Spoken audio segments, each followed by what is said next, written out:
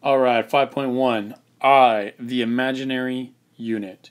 So students will be able to rewrite square roots of negative numbers now, before we couldn't do that, as imaginary numbers and use the powers of imaginary numbers to simplify imaginary expressions.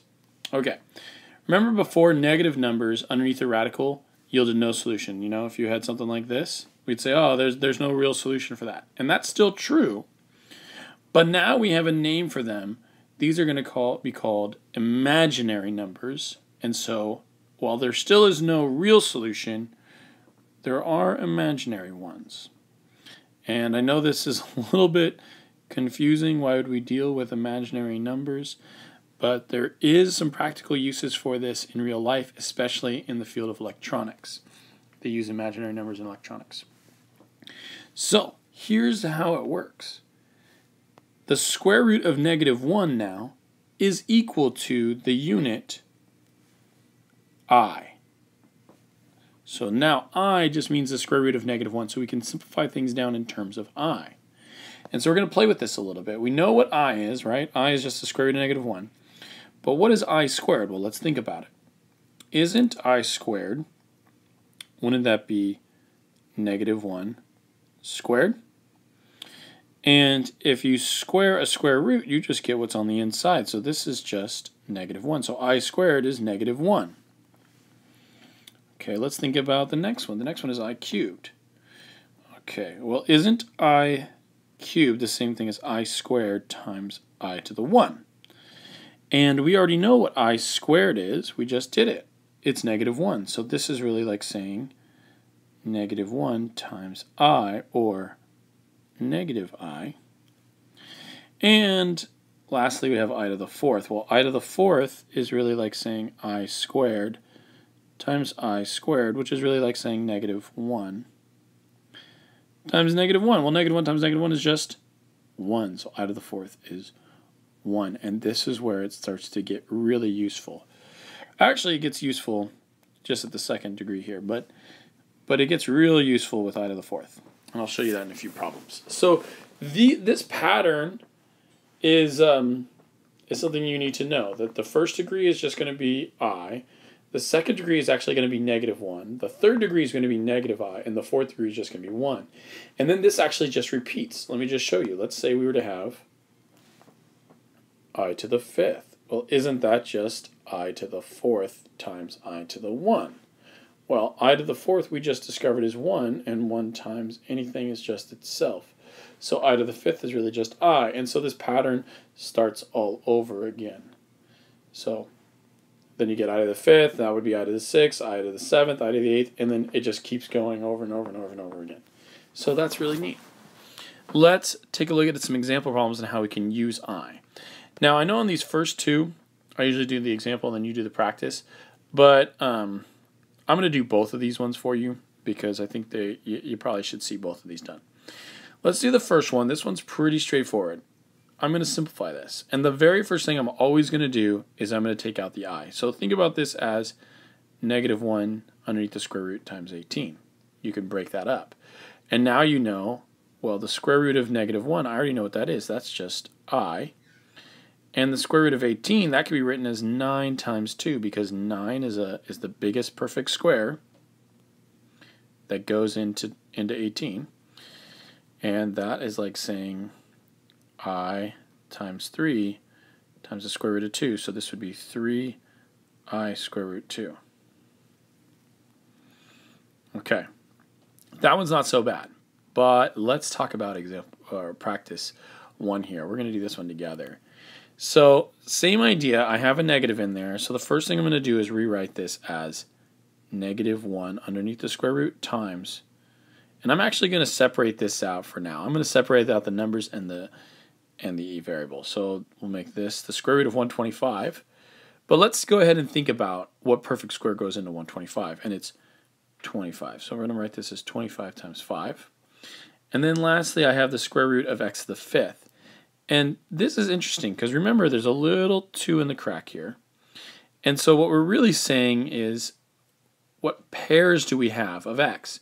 Well, that's going to be any even number exponent, right? So that's going to be x to the fourth is really a perfect square, and then we would still have an x to the 1. Now, if you're not sure why I did x to the fourth, let me just explain that real quick. Let's go over here. So I did x to the fourth underneath the square root because I broke that up because that is a perfect square. If you think about it, right, there's a 2 in the crack, so if I rewrote this, it would be like x to the 4 over 2, and that would just be x squared. And so you could actually take that as a perfect square because x to the fourth is really x squared times x squared. Or you could think of it like this. Isn't x to the fourth really like x squared squared? And then the square root and the square would cancel each other out and you would have x squared. Either way, as long as this number is even, this is a perfect square. So I've got it kind of worked out here. I broke it down into different parts. Now let's just kind of simplify this. First off, the square root of -1, I know what that is. That's just I. The square root of 25, I know what that is. That's just 5. This is all being multiplied together. I don't know the square root of 5, so I'm just leaving it as square root of 5. The square root of x to the fourth, we just determined that that's actually x squared. And we don't know the square root of x, we just leave it as square root of x. So you're going to rewrite all this, and there is an order to how this should go. Square root should always go last. So let's just combine that at the end. The coefficient, or the number, that always goes first. Then your variable, and then the imaginary symbol. And so that would be practice number 1, simplified out in terms of I. Okay, I know, fun problems, right? All right, let's take a look at example number 2. This is multiplying. So this is pretty straightforward. This is just like variables, not that much different. Negative 2 times 7 is negative 14. And I times I is I squared. But you can go further. You can simplify it more because we determined earlier that I squared is actually equal to -1. So we could say this is really like saying negative 14 times -1, which makes positive 14. So pretty interesting. Even though we started with imaginary numbers, we ended up with a real number. Pretty cool. All right, so practice number 2 is similar, but you're dealing with square roots now. No big deal. Remember, pull out the I first. Go ahead and give it a shot, pause the video, and then come back when you're ready to check your work. Okay, so the first thing I did is I took out those negatives and just called them I, because the square root of -1 is just I. So I just made those i's, and now these are positive square roots, and you know how to deal with these. If you multiply together, you get 150, but really we're looking for perfect squares, and the perfect square inside 150 is 25. And when you multiply I times I, that's really just I squared, which is like -1. And the square root of 25 is 5. The square root of 6, you can't really write, so it's just really the square root of 6. So you end up with -1 times 5, which is -5, square root 6. There you go. All right.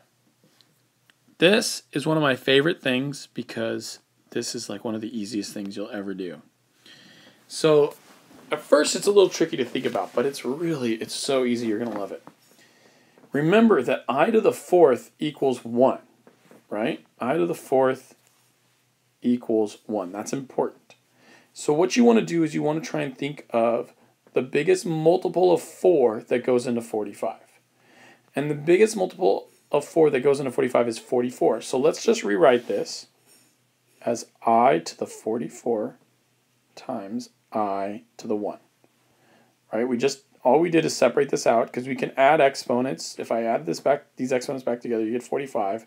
So this is equivalent. And now let's just think about what this is. I to the 44. Well, especially when I'm thinking about I to the fourth. Isn't I to the 44, isn't that like saying I to the fourth to the 11th? Because 4, when I have a power to a power, I just multiply. So 4 times 11 is 44. So this is really just like this. And over here, I'm still multiplying by an I. Well, I already learned that I to the 4 is 1. So this is really like saying 1 to the 11th power times I. Well, 1 to the 11th power, that's just 1. So this whole thing is just 1 times I. So the answer is just I. Isn't that crazy? I to the 45th power is just I. That's it. pretty interesting. Before we do practice 3, I want to show you one more example, and then I'll let you do practice 3 on your own. What if I gave you something like this? I said simplify that. Well, again, you're thinking about it in terms of I to the 4th. So isn't this really like saying I to the 4th to the 5th? Because 4 times 5 is 20. And if that's the case, this is really just 1.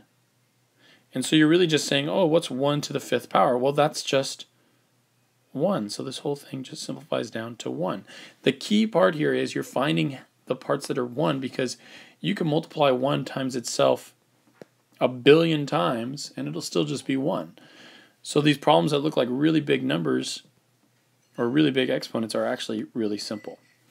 So I want you to think about this. I want you to try practice number 3. It's I to the 75. Think about the biggest multiple of 4 that goes into 75, and then just separate it out. Separate it out into 2 parts. It may not be an I to the 1 over here, maybe an I to the 2, I to the 3, but you can still do that. Okay, give it a shot, and then unpause the video when you're ready to check your work. Okay, so hopefully you saw that 72 is the biggest multiple of 4 that goes into 75. So you'd break this into I to the 72 times I to the 3rd, because these two numbers add up to 75. Now, here's the deal. This is the thing that's beautiful. This whole thing you could pretty much just throw away. You don't even need it anymore because it's a multiple of 4. I'm proving that it's a multiple of 4 here because 4 times 18 is 72. But that's it. This whole thing is just 1 if you think about it, because this I to the 4th is 1 and 1 to any power is just 1. So as soon as you get a multiple of 4, you could just say, okay, I could disregard that. I don't need that anymore, and you could just focus on this part. So we're just focusing on I to the 3rd, and remember that I to the 3rd is just negative I. And we talked about why that is up here. I to the 3rd is just negative I. So that's it. This whole thing just simplifies down to negative I. Pretty cool. All right, 2 more problems here for you. These are actually going to involve solving for square or quadratics or squares, where you end up getting a negative in the radical. And this is something you always asked about back in chapter 3, but now we can actually do it. So let's take a look. First problem, I got 3x squared plus 48 equals 0. The first thing I'm going to do is subtract 48 from both sides, giving me 3x squared equals negative 48. I'm going to divide both sides by 3, giving me x squared equals negative 16. And now I'm going to take the square root. Remember that when I take the square root of a number, I got to remember the plus and minus. So here we go. The square root of x squared, that's just x, equals plus or minus. And remember the negative part is just, that's where the I is. And what's the square root of 16? It's 4. So the only thing here that you'd want to fix is that you put the coefficient first. So this should be plus or minus 4i.